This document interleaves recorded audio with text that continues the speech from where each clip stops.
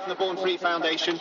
I spoke, as everyone has here today, with some passion and some real anger about what's going on in the Faroe Islands. The last 48 hours for me have been quite surreal, because it's probably the busiest thing in time I've ever done in terms of media on wildlife issues, because I've been very much leading the debate on Cecil the lion.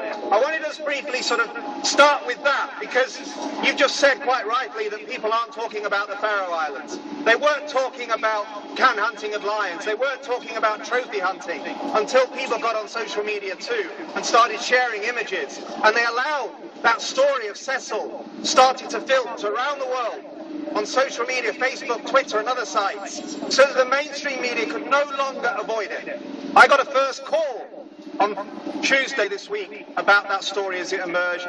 I did a debate with some trophy hunters and hunting interests from Zimbabwe, and after that it just exploded. And we've now, in the last few days, probably reached hundreds of millions of people about the brutal reality of what we do to wildlife in this world. Now, what's happening in Africa with trophy hunters is not much different to what we're seeing in the Faroe Islands. It's about exploitation, it's about greed, and it's about cruelty. And often it's dressed up as culture, it's dressed up as history. People say that we should have a right to do this. It's a tradition that we go on safari. It's a tradition that we can kill these animals. Just like the Faroe government and the Danish government say it's tradition that we can kill pilot whales, rhesus dolphins and orcas in the Faroes. Now this has gone on for 500 years. But there is no justification and no reason that you can now say that this can continue. Yes, the Faroe Islands 100 years ago was a very isolated and difficult place to live in. And there might have been justification for them to have to kill some whales to survive. But not in the modern world. This has got the highest per capita income of anywhere in Europe, anywhere. It has the most wealthy fisheries surrounding it. It's part of a wider part of the European Union where it comes under the responsibility of Denmark, one of the most wealthiest and considered most environmentally advanced countries in the world. And you know what makes me sick? To see a 21st century warship standing over a medieval barbaric destruction of a beautiful species. And the only thing between that warship and those people are the brave volunteers of Sea Shepherd who are willing to put their lives on the line, to make the world sit up and take notice. And what does that tell us? It tells us that you're right. That you are right morally. You have care and compassion in your hearts, and we need to share that with the rest of the world. I was distressed that the BBC had a programme, The Coast Series, I enjoyed, talking about our coastline and other countries in Europe. And they go to the Faroe Islands, and they tell us a beautiful story about the Faroes. And they don't mention anything about this destruction, this barbarity and this cruelty. Why?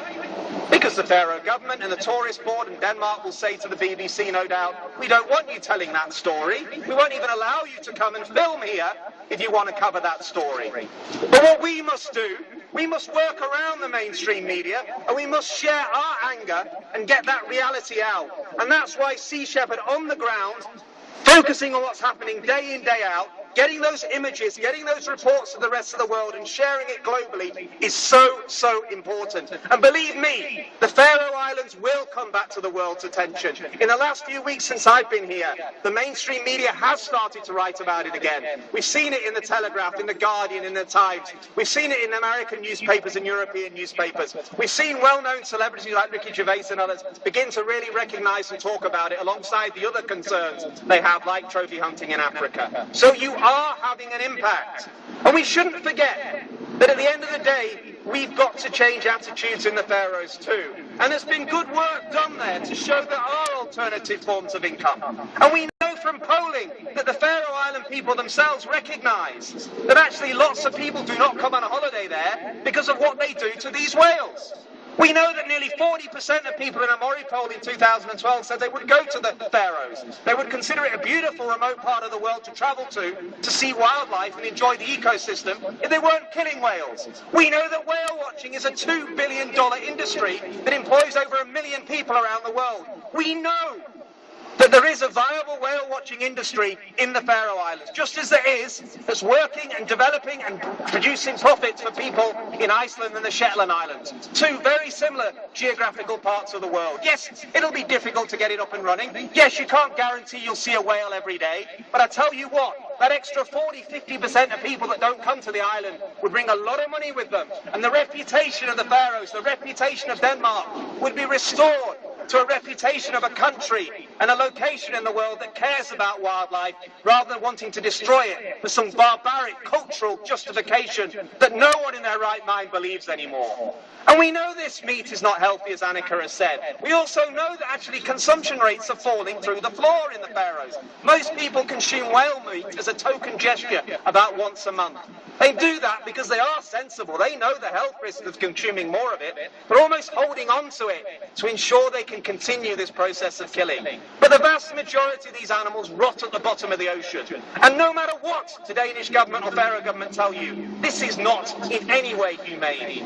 You've got training a day. You can go on a training course to kill whales. We stopped using the grind knife, they say. They're still using those knives. No one's there to check on what's happening. And I'm sorry, but by dragging an animal in through its blowhole to the beach and putting a lance down through its spine to kill it, and then cutting it and letting it bleed in the ocean so it runs red, and bringing children down to watch this barbarity is not something that anyone in the 21st century who is caring and compassionate about their children as well as the environment around them should ever want to see happen.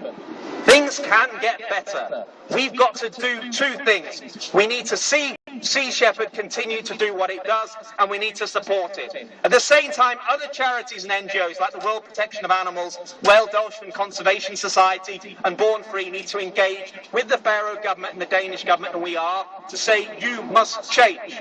You must look at alternative forms of revenue. You must put aside these silly arguments about culture and recognise that the world is horrified and will no longer sit silent while you go on with this.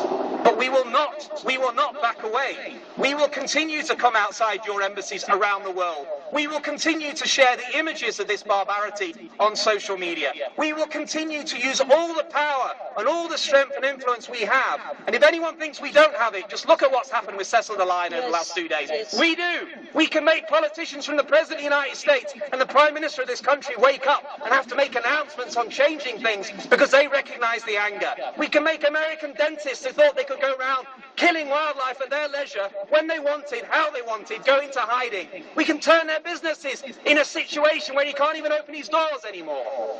And we can even start to have proper discussions in the American Congress about stopping the licensing of trophy hunting as a result. And that's all people power. That's all anger.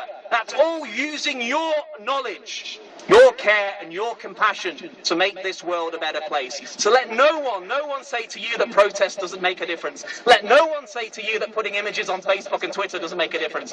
Let no one say to you that you should just remain silent, indifferent and go on with your lives. Unless we stand up, unless we raise our voices, unless we're passionate and we care, nothing will change for the better in this world.